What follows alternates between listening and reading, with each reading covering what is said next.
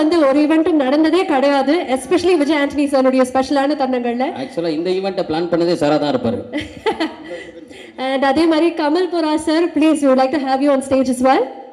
And அதே மாதிரி Pradeep sir, please I would like to have you on stage as well. So Vijay Antony சாருடைய படங்களை தயாரித்த 3 நபர்கள், மனிதர்கள், தயாரிப்பாளர்கள் நம்ம கூட மேடையில் இணையறாங்க. நடிக்கும் போது உற்சாகமாக இருக்கு. உங்க எல்லாருக்குமே வணக்கம், and a very very warm welcome. உங்களுக்கு இந்த மேடை எவ்வளோ ஸ்பெஷல்னு எங்களுக்கு தெரியும். You should tell us.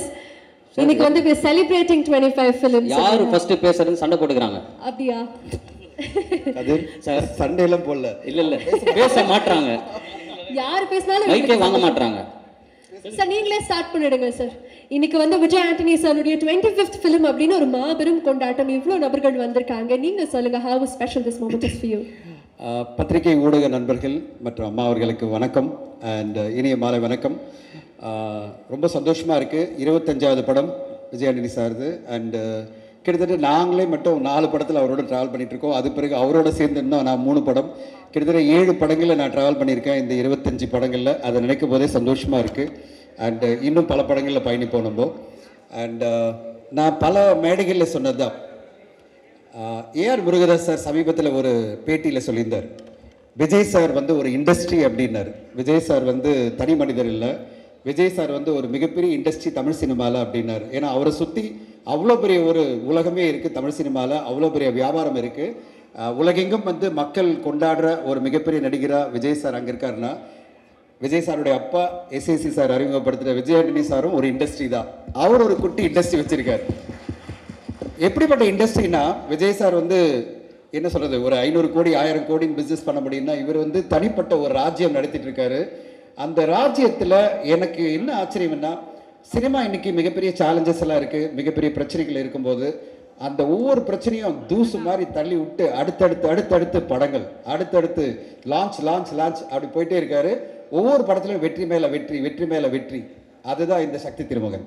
இந்த சக்தி வந்து எங்கேருந்து வருதுன்னே தெரியல. தூங்காமல் உழைச்சிட்டே இருக்காரு.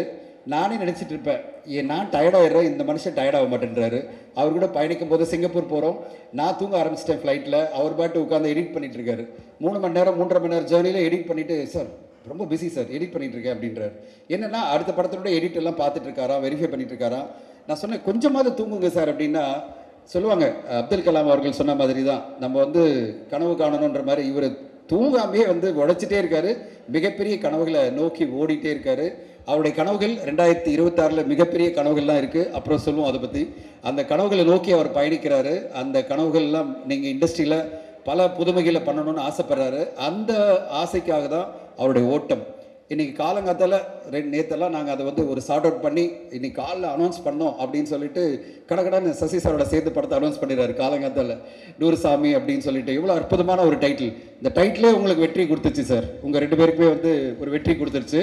சசி சார், பிச்சைக்காரன் படம் எவ்வளோ பெரிய வெற்றி அடைஞ்சதோ அதை தாண்டி ஒரு மிகப்பெரிய வெற்றியை நீங்கள் வந்து சாருக்கு கொடுக்கணும், விஜய் ஆண்டனி சாருக்கு. அது அஜய் திஷானுக்கும் ஒரு மிகப்பெரிய வெற்றியாக மாறணும். ஏன்னா இவங்க 2 பேரும் சேர்ந்து நடிக்க போகிற அந்த படம் எப்படி மார்கன் ஒரு பெரிய வெற்றி படமாக மாறிச்சோ அதே மாதிரி இந்த படம் அதை தாண்டி ஒரு மிகப்பெரிய வெற்றி படமாக வரும்னு நான் நம்புகிறேன். ஸோ எப்படி நூறுசாமி, அது பிறகு லாயர், அது பிறகு பெப்பின் படம், அது பிறகு அந்த படம், இந்த படம் சொல்லும்போது நான் சொல்லுவேன், கொஞ்சம் சார் கொஞ்சம் ஸ்லோ பண்ணுங்கள். அவரை ஸ்லோ பண்ண நினைக்கிறதே நான் மட்டும்தான். ஸ்லோ பண்ணுங்கன்னுவேன். காரணம் என்னன்னா, நம்ம கொஞ்சம் இந்த இண்டஸ்ட்ரி பார்த்து நிறைய படிச்சிட்டோம்னா, நிறைய விஷயங்களை கேள்விப்பட்டோம்னா பயப்பட ஆரம்பிச்சிருவோம். ஆனால் எதை பற்றியும் படிக்காமல், உண்மையிலே நான் அவர்கிட்ட கற்றுக்கிற பாடம்னா, நிறைய தெரிஞ்சுக்காதீங்க, நிறைய தெரிஞ்சிட்டிங்கன்னா பயப்படுவீங்க. பயப்பட ஆரம்பித்தா அனலைஸ் பண்ணால் பயப்படுவீங்க. பயப்பட்டா எதுவுமே பண்ண முடியாது. அவர் பயப்படவே மாட்டார், எதையும் அனலைஸ் பண்ண மாட்டார், எதையும் பண்ண மாட்டார். அவருக்கு என்ன தோணுதோ அந்த படம். திடீர்னு பார்க்குறாரு, ஜென்டில்மேன் ஒரு படத்தை வந்து ஓடிடியில் பார்க்குறாரு. உடனே ஜோஷுவா கூப்பிட்டு கதை கேட்ட உடனே லாயர், உடனே ஷூட்டிங் போகலாம். 3வது மாதம் ஜோஷுவா எனக்கு கால் பண்ணி சொல்கிறார், நான் அப்போ தான் ஆரம்பித்தேன் ஜோஷுவா கிட்ட, எப்படி இருக்குது படம், அடுத்து என்ன பண்ண போகிறீங்கன்னா எனக்கு கால் பண்ணி சொல்கிறாரு, சார் விஜயானி சார் கமிட் பண்ணிட்டார் சார் அடுத்த படம்னாரு. என்னங்க இப்போ தாங்க நான் பேசிகிட்டு இருக்கேன், அதுக்குள்ளே நீங்கள் அடுத்த படமே கமிட் பண்ணிட்டீங்க அப்படின்னு. அந்த வேகம் தான் விஜயானி சார். ஒவ்வொரு திரைப்படமும் வெற்றி திரைப்படங்களா. மார்கன் ஒரு மிகப்பெரிய வெற்றி படம், வணிக ரீதியிலும் சரி, மக்கள் மத்தியிலும் பெரிய வெற்றி படம். சக்தி திருமகன் நிறைய ஊடகங்கள் எப்பயே பேச ஆரம்பிச்சிட்டாங்க, எந்தளவு ஒரு வியாபாரம் பண்ணிச்சு இந்த படம்னு. மிகப்பெரிய வியாபாரம். ரிலீஸ்க்கு முன்னாடியே எல்லா டெரிட்டரியும் வியாபாரமாகி, எல்லா ரைட்ஸும் வியாபாரமாகி ஒரு வெற்றிகரமான படமாக அவர் ரிலீஸ் பண்ணுறாரு. அதாவது வணிக ரீதியில் வெற்றிகரமான படமாக ரிலீஸ் பண்ணுறாரு. அதே மாதிரி தான் அடுத்தடுத்த படம் லாயருக்கு ஒரு மிகப்பெரிய பிசினஸ் பண்ணோம். டெய்லி கால் ஆரம்பிச்சோன்னே ஆரம்பிப்பாரு, சார் இந்த படத்தோட அது பிசினஸ் பெருசா பண்ணோம், எப்படி பண்ணலாம், அப்படிதான் ஆரம்பிப்பாரு. அதுக்கு நம்மளால முடிஞ்ச இன்புட்ஸ் எல்லாம் கொடுப்போம். ஆனால் நான் சொல்லுவேன் கொஞ்சம் பொறுமையாக போகலாம், அடுத்த படத்தை ஆரம்பிக்கிறதுக்கு முன்னாடி கொஞ்சம் ஸ்லோ பண்ணலான்னா, இல்லை சார் அக்டோபர் 1 சார் ஷூட்டிங் போகிறோம் அப்படின்ட்டார். அதுதான் விஜயானி சார், உங்களோட வேகம் இன்னும் பல வருடங்கள் மிக பெருசாக இருக்கணும். நீங்கள் உருவாக்குற இந்த இண்டஸ்ட்ரி எப்படி விஜய் சாரோட இண்டஸ்ட்ரி அவ்வளோ பெருசாக தமிழ் சினிமாவை அவ்வளோ பெருசாக டாமினேட் பண்ணிட்டு இருக்கோம், அதே மாதிரி நீங்கள் உருவாக்குற இந்த இண்டஸ்ட்ரியும் மிக பெருசாக வளரணும்.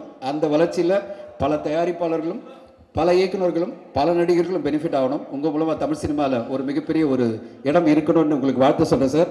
இந்த 25வது படம் ஒரு துவக்கம் தான். 50வது படத்தை போகவும் பேசணும்னு ஆசைப்படுறேன். மிக்க நன்றி. தேங்க்யூ. Thank you sir. இது வேகமா இருக்கு சார்.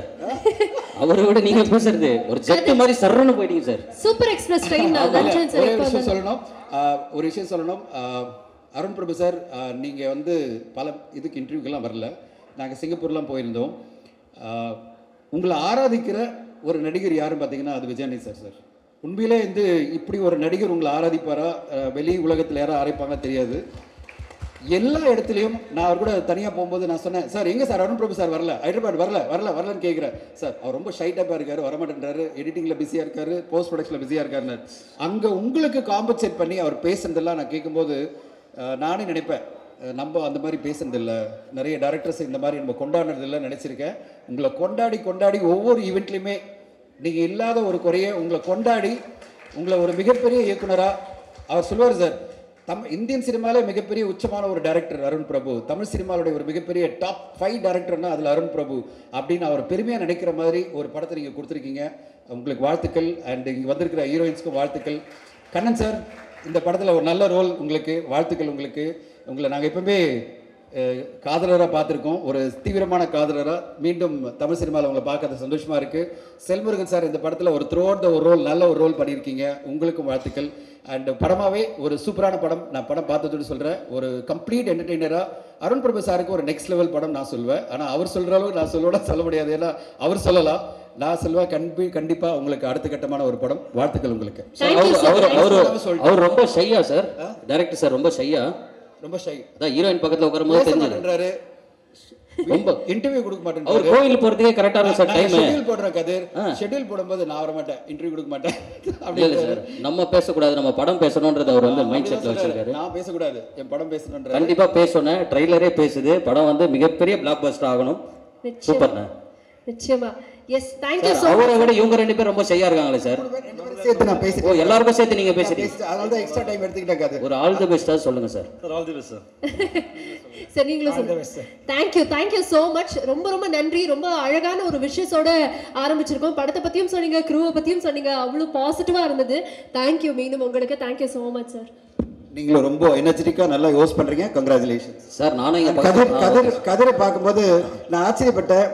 லுக் எல்லாம் ஃப்ரெஷ்ஷா இருக்கு. ஆமா சார். அது இல்ல அண்ணா இப்பதான் சொல்லக்கூடாதுல்ல, அந்த லுக் எல்லாம் எக்ஸ்போஸ் பண்ணிடுவேன். இல்ல ஓகே தான் சார். ஒருத்தர் ஹீரோவா வந்துட்டே இருக்காங்க. அஜய் ப்ரோ வச்சு பண்றாரு, அடுத்து என்ன வச்சும் பண்றதுக்கு ஒரு வாய்ப்பு இருக்கும். கண்டிப்பா அப்படியே பொந்து வந்தோம்னா அது நல்லா வந்துட்டு இருக்கீங்க. நல்லா இருக்கு. உங்க படங்களை வரிசையா பார்த்துட்டு இருக்கேன். இன்னும் நல்ல சிறப்பா வரணும் கதிர். Thank you sir. இந்த ஃபுட்டேஜை கட் பண்ணாம போடுங்க தயவு செய்து.